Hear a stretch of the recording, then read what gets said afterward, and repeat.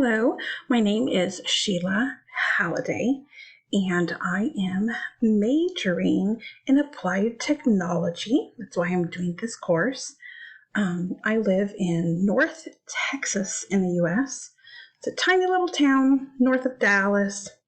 There's like 5,000 people, super small. I would say my strength is I really enjoy doing this. And that I'm willing to look up anything. I'm willing to work as a team. That I feel that my HTML is strong. So I feel like I would be a good team member. My weaknesses, I am new to this.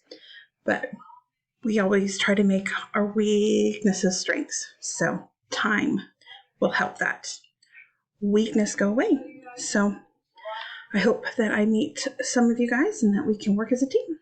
Thank you.